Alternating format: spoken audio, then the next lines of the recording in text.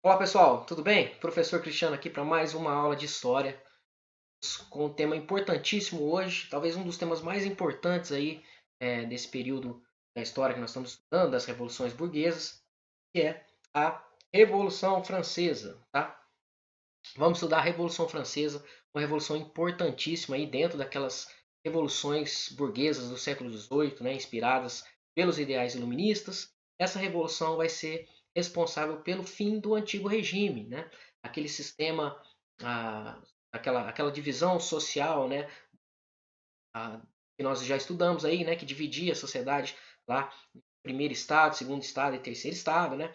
Isso vai acabar com a influência aí das ideias iluministas e com a Revolução Burguesa, né, onde a burguesia vai chegar ao poder aí na França, né, vai acabar com a monarquia, né, vai ter a instalação de uma república. Então, já vimos que tem muita coisa para falar. Vamos direto. Primeiro, inscrevam-se no nosso canal, tá? Inscrevam-se no nosso canal para sempre que sair o vídeo você ter aí acesso aí de primeira mão aos novos vídeos, tá? Então, eu falei para vocês, vamos falar de Revolução Francesa, uma revolução que aconteceu lá no século XVIII na França, é importantíssima aí para a história, vai mudar o mundo, tá? Para a gente entender a Revolução Francesa, a gente tem que entender um pouquinho de antes, né? Como estava aquela sociedade, que é aquela sociedade do antigo regime, né? Que eu falei para vocês. Então, a sociedade era dividida em três grupos, né? Ou estamentos, né? Não existia mobilidade social. Então, a gente tem três grupos: o primeiro, o segundo e o terceiro estado. O primeiro estado era o alto clero, né? Eram os representantes aí da Igreja Católica, né? Geralmente vindos ali da nobreza, né? Que tinham privilégios, né? Além de ter a participação aí na igreja, né, serem os líderes da igreja católica, eles tinham privilégios como a nobreza, eles tinham privilégios, por exemplo, de não pagar impostos, né, tinham leis específicas só para eles.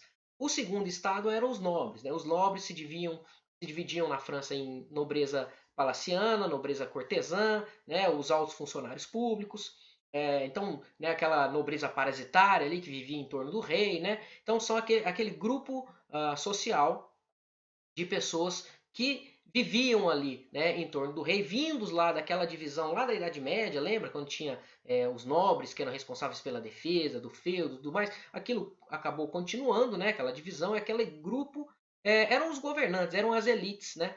Eram aqueles que ocupavam os principais cargos, né? Ou viviam ali na corte junto ao rei, tá?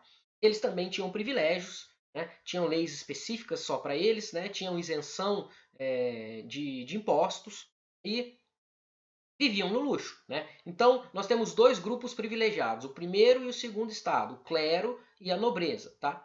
E aí, abaixo de todos, nós temos o terceiro estado. O terceiro estado já é mais complexo aí, né? O terceiro estado era todos aqueles que não eram nem primeiro nem segundo estado. Então, entra aí no terceiro estado a burguesia, né? Seja a alta burguesia ou a baixa burguesia. Então, né, os grandes comerciantes, né, os banqueiros, aqueles homens muito ricos, entrariam aí na burguesia, mas também entra os camponeses, né? Entra um grupo chamado de sans-culottes, que era o grupo dos trabalhadores urbanos mais pobres ali, né? Então temos uma série de outros grupos sociais que compunham aí o terceiro estado, né? Quanto à composição da sociedade ali, né, nós podemos falar que o primeiro estado representava praticamente 0,5% da população, o segundo estado 1,5% da população, então o primeiro e o segundo estado juntos não chegavam a dar 2% da população, né? Na realidade, a gente está arredondando aqui, e 98% da população, ou seja, a grande maioria da população, eram os membros do terceiro estado. E era os impostos cobrados do terceiro estado que sustentavam o primeiro e o segundo estado, tá? Lembre-se que os nobres, entre os nobres, a gente está colocando o rei ali também, tá? O rei, né, a rainha, toda a família real ali, ela entra junto com os nobres ali, tá? Nesse estado aí, tá bom? Então nós temos uma ampla maioria da população que paga altos impostos e que sustenta aí, né, a nobreza, o rei e o clero, né, que vivem aí no luxo, né, nos palácios e tal. E aí nós temos a França, né? Como que estava a França? A França estava passando por uma crise gigantesca, né? Essa crise era causada por alguns problemas. Primeiro, uma questão de clima ali, né? Teve uma série de chuvas, né? Chuvas secas, chuvas alternadas ali, né? E aí a produção do campo não foi suficiente para alimentar toda a população. Então temos uma crise ali de produção, tá? Além disso, nós temos uma crise financeira. Por quê? Porque o Estado francês estava com muitos gastos, né? Ele tinha se envolvido lá na Guerra dos Sete Anos, que nós já falamos na aula passada, né? Na aula sobre independência dos Estados Unidos. A Guerra dos Sete Anos, a França perdeu a guerra para a Inglaterra, né? E aí ela, com raiva da Inglaterra ali, ainda vai participar, vai enviar tropas ali para a independência dos Estados Unidos, para a Guerra de Independência dos Estados Unidos, e isso tinha um custo. Né? Então, são gastos aí que vão onerar a coroa francesa. Né?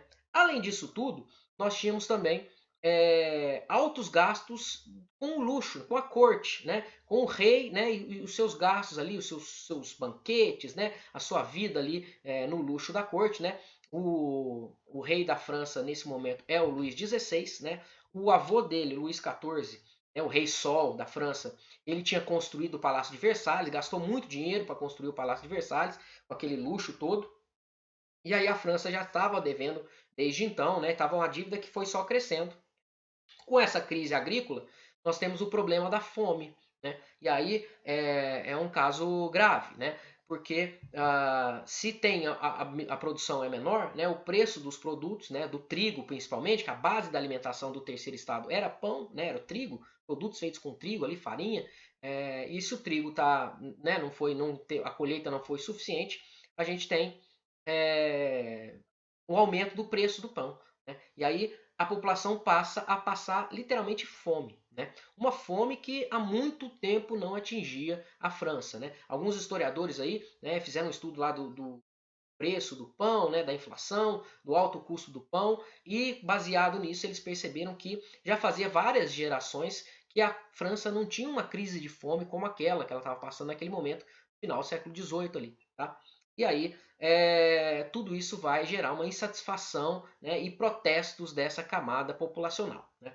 Existe uma teoria aí, né, uma lenda, na verdade, né, de que a monarquia, né, o rei e sua corte, né, o rei Luís XVI e sua corte, e sua esposa lá, Maria Antonieta, eles eram tão alheios aí à situação real de carestia do povo, né, de fome do povo, que teoricamente a esposa do rei Luís XVI, a Maria Antonieta, ela, quando ela foi informada de que o povo não tinha pão, né, por que o povo está protestando tal? Né? O povo não tem pão. Eles não têm pão que comam brioches. Né? Então, claro que essa frase aí ela é uma lenda, né? Provavelmente ela não falou isso, a gente não tem o registro de que ela falou isso, literalmente, mas já dá uma amostra aí de como eles estavam completamente fora da realidade da grande maioria da população francesa. Né? E aí vários protestos começam a ser feitos. Né? Essa imagem aqui embaixo é de um protesto lá de mulheres, né? Indo lá em Versalhes, né? Pedindo, fazendo um protesto pelo pão, né? Pelo preço dos alimentos, né? Pela fome. Lembre-se que o rei, nesse momento, ele não mora em Paris, ele está morando lá em Versalhes, tá? E a população também estava chateada com isso, queria o rei presente, né? Então, alguns dos protestos aí do terceiro estado vai ser também pela volta, né? Para que o rei abandonasse Versalhes, aquele luxo e tal, e viesse morar lá em Paris, né? E próximo do povo. Então tem uma série de questões, de insatisfações ali que atinge aí os membros do terceiro estado. Para tentar resolver essa crise toda que a França estava passando, o rei convoca a Assembleia dos Estados Gerais. A Assembleia dos Estados Gerais não foi inventada aí, né? Ela já é uma instituição que há muito tempo não era convocada, mas era uma instituição que existia, ou seja, representantes dos três estados iam se reunir numa assembleia para poder fazer votações e decidir ali algumas mudanças, tá? O rei então ele estava querendo aí aumentar os impostos ou acabar com os impostos ali, com o privilégio, né, que o primeiro e o segundo estado tinham de não pagar impostos. Ele queria acabar com isso e cobrando impostos então desses dois estados, poder resolver um pouco da crise ali. Porém, essa Assembleia, então, né, foi convocada e ela tinha representantes do primeiro, do segundo e do terceiro Estado. É claro que nós já vimos aí que o terceiro Estado era um número muito maior da população francesa do que o primeiro e o segundo, e assim eles tinham também mais representantes. Tá? O grande problema é que a votação era na Assembleia dos Estados Gerais era por estados. Né? Isso quer dizer que não importasse lá, que, né, por exemplo, aqui ó, nós temos os números aqui embaixo. O primeiro estado tinha 291 representantes, o segundo estado tinha 270 representantes e o terceiro estado tinha 578 representantes. Ou seja, o terceiro estado sozinho tinha mais representantes que o primeiro e o segundo junto. Se o voto fosse individual, por número de representantes, o terceiro estado ia votar lá, beleza, acaba com os privilégios aí do clero, da burguesia, do clero e dos nobres, e a gente resolve minimamente o problema. Porém, o voto não era assim, o voto era por estado, ou seja, o primeiro estado tinha direito a um voto, o segundo estado tinha direito a um voto, e o terceiro estado tinha direito a apenas um voto também. E aí fica aquela discussão, né? O primeiro e o segundo estado sempre se juntavam, né? Eles eram os privilegiados, eles sempre se juntavam e venciam sempre o terceiro estado. O terceiro estado sempre ficava atrás. E aí eles começam, os membros do terceiro estado começam a fazer protestos pedindo ali a mudança da votação para que o voto fosse feito por cabeça, por representantes e não um voto para cada estado, né? Mas por fim eles não resolvem isso e acaba que o primeiro e o segundo estado juntos, né, não só não vão acabar com os privilégios deles de isenção de impostos, como vão aumentar os impostos para o terceiro estado. E aí isso aí foi um basta, né? O terceiro estado ele não aceita. E aí ele né, como aquilo não resolve, no dia 17 de julho de 1789, os representantes do terceiro estado, então, liderados pela burguesia, né, que era o grupo principal ali, né, que estava chefiando ali o terceiro estado, eles se retiram e eles se declaram em Assembleia Nacional Constituinte. Isso é importantíssimo. Por quê? Isso quer dizer que a França não vai ser mais uma monarquia absolutista, onde o rei faz o que quer. Mas sim, uma França vai ser uma monarquia constitucional. Ela vai ter uma constituição, ela vai ter leis que serão aplicadas a todos. Né? E aí eles se reúnem em Assembleia Nacional, se autoproclamam em Assembleia Nacional Constituinte. O rei não aceita aquilo, manda fechar lá a sala de reuniões, eles vão para uma outra sala lá, que é uma sala de jogos, né? E fazem o juramento que eles só vão sair de lá quando eles terminarem de fazer essa constituição para a França. Né? Esse foi o juramento do jogo da Pela, que era um jogo que eles faziam, os nobres faziam lá, que é uma espécie de um tênis, tá? Próximo ali de um tênis. Hoje em dia, a sala onde eles faziam esse jogo foi onde o terceiro estado então se reúne em Assembleia Nacional Constituinte.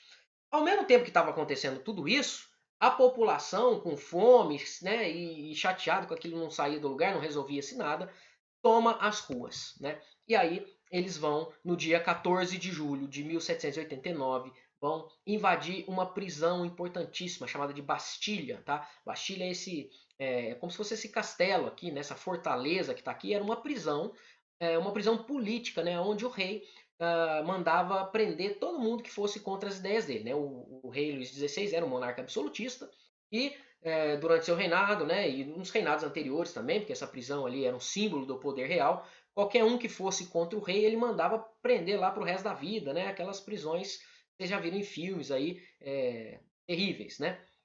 Estava lá perpetuamente preso. E aí os líderes políticos, aquilo ali era um símbolo da opressão do rei, né? E aí a população então já enraivecida, já enfurecida com a situação da França, invade, toma a Bastilha, né? Pega os armamentos, né? A pólvora, né? Os armamentos que tinham ali para fazer a revolução e libertam os presos. Então foi um símbolo, a queda da Bastilha, a tomada da Bastilha pelos populares, né? Inclusive eles destroem a torre, né? Quebram lá os tijolos, tal, as coisas todas, as pedras. Né? A queda botam fogo na Bastilha, né? A queda da Bastilha significa aí que o rei perde essa autoridade. Né? A população está enfrentando o rei pela primeira vez. E aí a gente tem né, a historiografia costuma falar que, no final das contas, né, a Revolução Francesa, as coisas foram ficando numa situação tão grave, né, que a população foi ficando com raiva da monarquia e dos nobres. Né? Então começam essas ameaças, aí a queda da Bastilha é um símbolo disso. Né? O rei perdeu a autoridade. O rei, então, ele estava lá, né? Estava a Assembleia Nacional Constituinte, o terceiro Estado, ele não concordava com aquilo, porque se ele aceitasse uma Constituição, ele ia perder poder, mas ele percebe que a coisa está ficando feia, o povo está tomando as ruas, não sei o quê. Por fim, ele, acuado, resolve lá reconhecer a Assembleia Nacional Constituinte, inclusive ele dá um conselho lá para o primeiro e para o segundo Estado participar, fala assim, ó, participem lá, senão o terceiro Estado vai fazer as leis do jeito deles. E aí nós temos então o início, né, com a queda da Bastilha, o início da Revolução Francesa, que é a primeira fase, então é essa Assembleia Nacional Constituinte, tá? Onde eles estão fazendo uma constituição para a França, ou seja, um conjunto de leis para a França. Nessa Assembleia, enquanto isso está acontecendo, né, a Revolução está rolando lá na rua, os populares, né, os sans-culottes, né, os grupos mais populares, os camponeses estão atacando a cidade, estão atacando Paris, estão atacando os nobres, o clero, né, os representantes do nobre, do clero ali, e muitos fogem, né, muitos abandonam suas posses, né, suas riquezas, elas são tomadas pelo povo, e aí esse período é chamado de Grande Medo. Né? Eles estavam com medo da população tomar o controle ali, né, das coisas saírem do controle da nobreza, né, e das elites.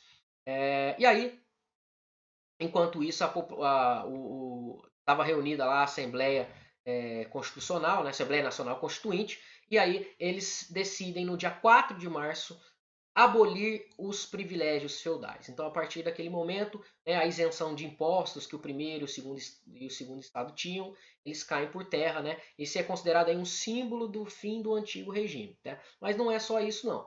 Temos outras coisas. Então, os privilégios feudais, dia 4 de agosto de 1789, caem aí os privilégios feudais. Tá? Aprovado ali pela Assembleia Nacional Constituinte, que estava com medo de tudo que estava acontecendo. Tá? No dia 26 de agosto, eles vão fazer um outro documento, vão proclamar um outro documento, a Declaração dos Direitos do Homem e do Cidadão, né, cuja imagem está aqui embaixo, tá? Tá ali todos os parágrafos, né, desse importante documento, que define pela primeira vez que todos os homens nascem e são livres e iguais em direitos. Né? Então, pela primeira vez, nós temos a igualdade entre os homens sendo pregada aí por um documento. Né? Então, né, o antigo regime, nós já vimos lá, aquela divisão em estados, uns mais privilegiados, outros com mais obrigações, era um estado desigual por natureza. Né? As pessoas eram desiguais por natureza. Ser nobre ou ser do clero era ter privilégios. Né?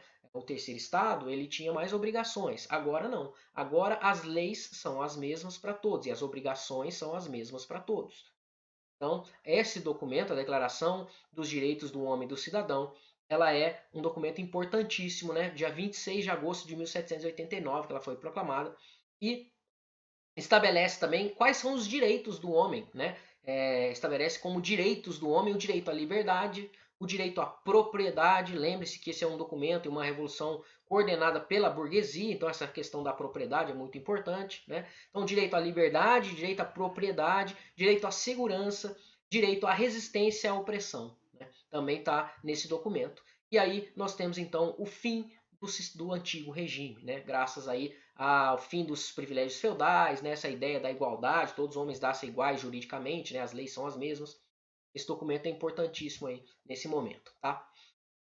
Mas aí acontece o seguinte, o rei, né, ele aceitou, né, a Assembleia Nacional Constituinte, né, a Constituição ficou pronta, né, em 1791 a Constituição fica pronta, e o rei vai lá e assina a Constituição, né, dizem que o rei assinou muito chateado, né, essa Constituição, muito constrangido, porque ele estava abrindo mão dos seus poderes nesse momento, mas por fim a Constituição ela é assinada e aí ela define a Constituição de 1791 define que a França passa a ser então uma monarquia constitucional, ou seja, o rei continua lá, o rei continua sendo governante, mas ele agora não tem amplos poderes, não tem plenos poderes, ele tem que seguir as leis, ele tem que seguir a Constituição. Tá?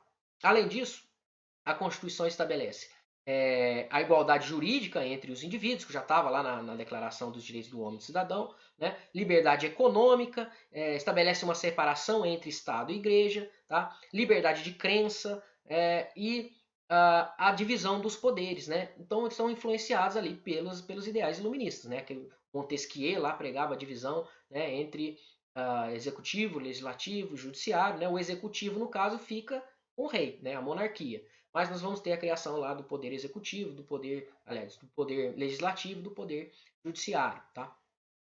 O rei, então, ele continua como chefe do executivo, mas agora ele não tem os poderes concentrados na mão deles, temos os outros poderes, né? E ele segue leis, tá? O rei vai aceitar isso numa boa? Aparentemente, né, na frente dos outros, sim. Ele assina, tal, mas por trás dos panos ali ele começa a ir contra a revolução, né? A esposa dele, a Maria Antonieta, né, ela é de família austríaca, então ele vai entrar em contato com a monarquia austríaca, ele vai entrar em contato com a monarquia né, da Prússia ali, de outros estados ali em volta da França, estados absolutistas, falando o seguinte, ó, estão fazendo uma revolução aqui, estão querendo limitar o meu poder, vamos parar essa revolução agora, né? Senão depois isso aqui vai se espalhar e aí vocês vão ver o que vai acontecer com vocês. E aí ele organiza, ele recebe apoio aí dessas monarquias, das nobrezas ali em volta, e organiza um exército para invadir a França e acabar com a revolução, tá? Tudo isso secretamente. E ele foge, né? Ele se disfarça lá à noite, tal, entra numa uma carroça lá tal, e numa carruagem, né? E aí ele tenta fugir da França, ele estava indo em direção à Áustria, e aí ele é descoberto no meio da noite, e aí ele é preso pelos revolucionários, pelos jacobinos. Né? E aí então as coisas, eles percebem que o rei ele não estava, se ele tentou fugir, né? Ele não estava tão assim aceitando essa mudança da monarquia constitucional, né? Da limitação dos poderes dele. Tá?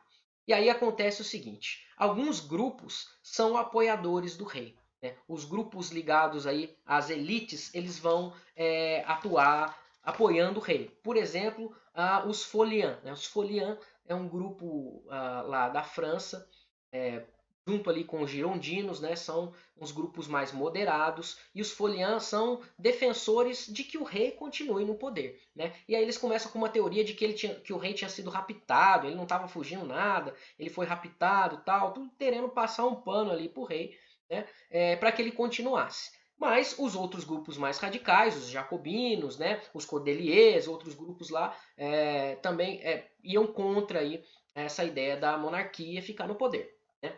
Quando o rei tenta fugir, isso aí fica na cara. E eles vão ficar muito tempo discutindo essas questões.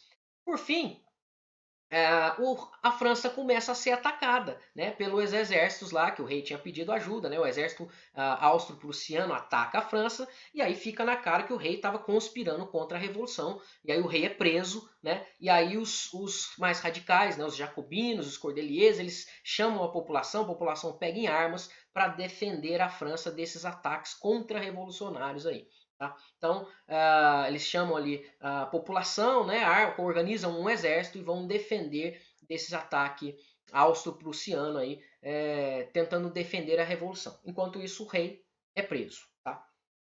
Nesse momento, tem início a Convenção Nacional. É declarada, proclamada uma república. Eles falam assim: ó, o rei tentou fugir, não vai ter jeito. Né? Os foliãs lá, eles tentavam proteger o rei, mas não vai ter jeito.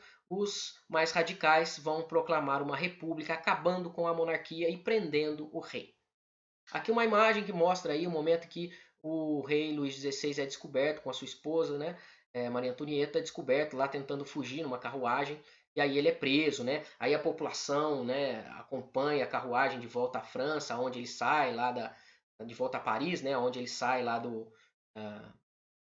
da carruagem, né? E vai para a prisão, e tal. Tem todas essas questões fazem parte aí. São vários os acontecimentos. Nós estamos falando das coisas mais importantes aqui, tá? E aí inicia-se então a segunda fase da Revolução Francesa, chamada de Convenção Nacional. Então, a primeira fase, né, foi a fase da Assembleia Nacional Constituinte, a segunda fase, Convenção Nacional, 1791 a 1795. O combate ali com as tropas que tentaram invadir a França, né, vão até 1792. Tá? Nesse meio tempo aí, os revolucionários tomam o poder, né? E aí eles organizam uma convenção nacional para fazer uma nova constituição, já que a França se tornou uma república, né? E aí eles precisam fazer uma nova constituição. Nessa assembleia aí, né, nessa convenção, na verdade, né, eles não vão se organizar na forma das assembleias lá, né, como tinha sido anteriormente. Eles vão fazer uma convenção ali, liderada pelo terceiro estado, para fazer essa constituição. E aí os grupos se dividem ali, né? E aí nós conseguimos perceber claramente esses grupos. Um desses grupos eram os girondinos, que tinham o apoio dos foliãs ali, né? Os girondinos eram o grupo mais moderado. Eles representavam a alta burguesia, ou seja, os burgueses enriquecidos, né? As elites burguesas ali, que defendiam que a revolução fosse mais moderada, né? Eles queriam mudanças, né? Queriam o fim do antigo regime, aquelas questões todas, mas eles queriam que o governo ficasse na mão das elites, dos mais ricos, porque eles não queriam perder, né, a posição ali privilegiada que eles já estavam, né, por serem mais ricos. Então esse grupo aí ele ficava sentado à direita da convenção nacional, tá? O outro grupo é o grupo dos jacobinos, que representava os mais radicais, tá? Enquanto os girondinos eram os mais moderados, os jacobinos eram os mais radicais, e eles tinham o apoio dos cordeliers, né? E tinham o apoio dos sans-culottes, né? Que eram os grupos mais radicais ali, né? Mais populares também, e eles juntos defendiam uma maior participação do povo, né? Que o governo fosse feito em defesa dos mais pobres, né? Dos mais carentes aí. Então eles defendiam posições mais radicais, né, em benefício dos grupos oprimidos, né, e dos grupos mais pobres, que era a maioria da população da França naquele momento. E eles se sentavam à esquerda, né, então, desculpa, à esquerda lá da Assembleia. Tá? E, por fim, nós tínhamos um outro grupo ali, chamado de planície ou de pântano, que se sentavam mais ali no meio, tá? E aí eles iam, uma hora eles pendiam para o lado dos girondinos, uma hora eles pendiam para o lado dos jacobinos, dependente de quem tivesse aí levando vantagem ali nas discussões, eles apoiavam uma hora um lado, outra hora outro. Eles não tinham, né, eles são um centro ali, não tinham um espaço muito bem definido. O posicionamento desses grupos na convenção nacional, prestem atenção, né? Os girondinos à direita, os jacobinos à esquerda, né? Os moderados, né, ligados mais às elites à direita, e os mais radicais, ligados mais às causas mais populares à esquerda, né? Esses grupos, a posição desses grupos vai definir aí os conceitos que nós temos, o conceito político de direita e de esquerda, tá? Então, quando a gente, é claro que isso vai mudando com o longo do tempo, com o passar da história e tal, mas temos essa identificação ideológica aí, né? A direita ligado lá mais à questão dos privilégios dos mais ricos né, a economia e tudo mais, e a esquerda ligado às causas mais populares, né? Então nós temos a definição do conceito de direita e esquerda baseado aí na Convenção Nacional da Revolução Francesa, tá? E aí os caras estão fazendo uma constituição, né? E aí eles fazem uma nova constituição, e essa nova constituição ela vai mudar radicalmente a França. Por quê?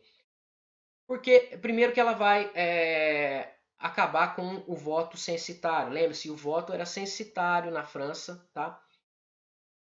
Mas agora, a partir dessa nova Constituição, a Constituição estabelece, por exemplo, o voto universal, né? E não o voto censitário, ou seja, todos podem votar, e não só aqueles que pagam impostos, né? Porque a definição era essa, né? Aqueles que pagam impostos podiam votar, né? Na verdade, tinha uma divisão ali entre cidadãos ativos e cidadãos passivos, né? Os ativos eram aqueles que pagavam impostos e por isso podiam votar, né? Que participavam ativamente da política, né? Isso aí vai acabar durante o período dessa nova Constituição, aonde o grupo dos jacobinos assume o poder, né? Os grupos dos jacobinos que tinham ali tomado a frente na resistência ali, né, contra o ataque das tropas antirrevolucionárias, eles acabam tomando o poder, liderados por um cara chamado Robespierre, tá? Maximilien Robespierre é o líder dos jacobinos que vai liderar esse grupo e vai fazê-los tomar o poder na fase da Convenção Nacional. Então, na fase da Convenção Nacional, os jacobinos vão assumir o poder, um período pequeno do tempo ali, tá? Mas assumem. Eles vão ter o apoio ali dos Cordeliers, né? Um dos líderes dos Cordeliers era o Danton, né? Nós tínhamos também o Calas como outro líder dos Cordeliers, e aí esses caras todos vão se reunir e vão tomar o poder. Tá? E aí, no período dos jacobinos no poder, eles começam a fazer uma revolta, uma revolução. Lembra que eles eram mais exaltados, né? Mais radicais. E eles vão fazer reformas radicais. Eles vão governar através de uma. Eles vão suspender a Constituição e vão fazer um comitê de salvação pública. E através do comitê de salvação pública, eles vão estabelecer novas regras ali para a França, né? Para salvar a revolução. Né? E aí, nesse momento, nós temos leis que vão favorecer os grupos mais pobres, os grupos populares. Por exemplo, eles vão tabelar o preço do pão, né? Eles vão acabar com a escravidão nas colônias francesas, né? Eles vão aumentar os impostos dos mais ricos, né? Vão tomar ali as terras da nobreza e do clero que haviam sido abandonadas quando eles fugiram, né? Vão dar maior proteção aí aos mais pobres, aos idosos, aos desempregados. Então, vai ser um período em que realmente os jacobinos vão governar para os mais pobres. Tá? Mas o líder dos jacobinos, o Robespierre, ele começa a ficar meio paranoico e ele vai transformar o governo jacobino em uma ditadura. Né? E ele vai, inclusive, perseguir os colegas, os parceiros dele ali na Revolução, né? Os Cordeliers vão ser perseguidos, vão ser mortos, né? O Darton vai ser morto, né? Eles vão ser punidos. Nessa fase aí do governo dos jacobinos também é chamado de período do terror, porque eles vão punir todos aqueles que fossem considerados ameaças à Revolução Francesa. Tá? Então, eles criam um tribunal revolucionário e dão carta branca para prender e executar todos os inimigos da Revolução. Tá? Aproximadamente 50 mil pessoas são executadas durante esse período, primeiramente ali os girondinos, né, as elites ali, né, e depois eles vão ficando paranoicos, até os cordeliers vão ser executados, e aí o negócio começa a sair do controle. Robespierre acaba se tornando um ditador, e aí nós temos uma ditadura, um período de ditadura jacobina. É nesse período, por exemplo, que eles criam a guilhotina, né? A guilhotina como uma máquina de execução mais rápida, né? A justificativa, é até engraçado, mas a justificativa é que a morte fosse mais humanizada, né? Porque você cortar a cabeça de uma pessoa com um facão, né? Com um machado, é uma coisa muito cruel, né? Com a guilhotina não é rápida, é humanizada, é uma morte rápida e sem dor e limpa. Então, teoricamente é para humanizar a morte aí, mas acaba virando esse símbolo aí. E um dos executados vão ser, aliás, dois, né? Vão ser o próprio rei, né? O rei Luís XVI vai ser executado, considerado aí um traidor, né, da revolução, vai ser executado, vai ser guilhotinado, né? Inclusive essa imagem aqui mostra lá, né, a cabeça do rei sendo segurada depois dele ser guilhotinado. A sua esposa também vai ser guilhotinada, e aí os cordeliers eles começam a discordar, né, dos jacobinos, e é quando começa essa confusão aí, né? Eles vão executar inclusive os cordeliers. Vocês estão indo contra, então vocês estão indo contra a revolução, né? Então acaba virando essa questão muito ditatorial, tá? E por isso um período é chamado de período do terror.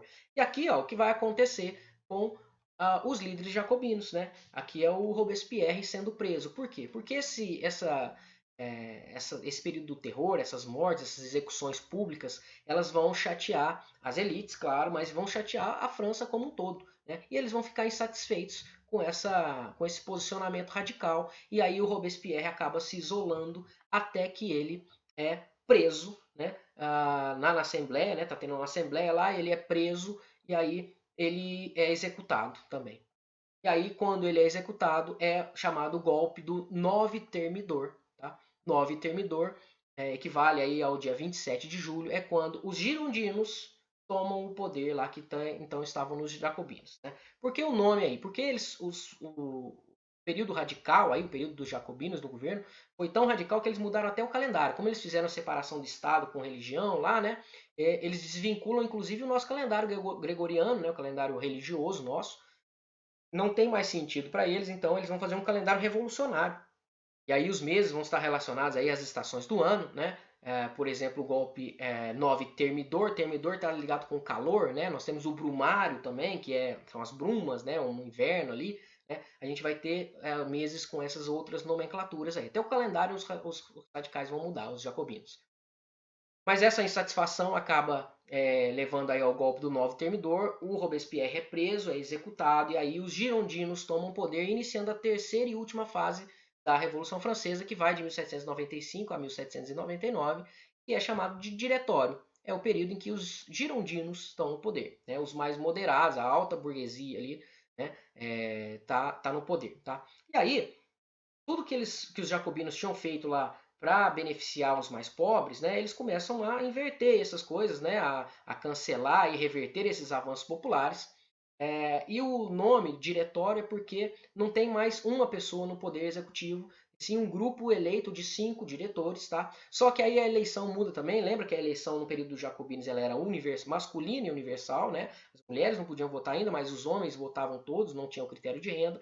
Volta a ter critério de renda para que só as elites votem, né? Então a gente tem uma elitização ali dessa alta burguesia dos girondinos no governo, né, na fase final da Revolução, e eles vão fazer uma outra coisa também importante, que eles vão investir no exército. Né?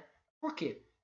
Porque até então a França ela estava resistindo, né, ela estava sendo atacada pela revolução ali, né, pelos grupos antirrevolucionários, atacando a França e a França resistindo. Agora não, agora ela passa a atacar e levar a revolução para outros lados. Então ela investe no exército e ela começa a fazer uma política expansionista. Tá?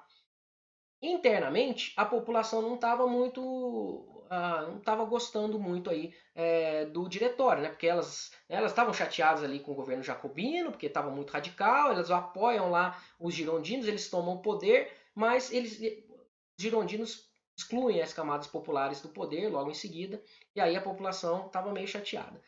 Só que a população estava gostando muito da atuação de um jovem militar, um jovem general lá do exército, que era um cara chamado Napoleão Bonaparte, que estava lá, né, expandindo as fronteiras. Inclusive, Napoleão é chamado lá para Paris, tal, para resolver o problema lá que alguns jacobinos ainda faziam uma resistência ao governo dos girondinos, então ele acaba com esse problema ali. Né? Tinha uns grupos que queriam lá a volta da monarquia, né? Porque a França é uma república, né? Então queriam a volta da monarquia e tal. Esse grupo também é desligado ali pelo Napoleão Bonaparte.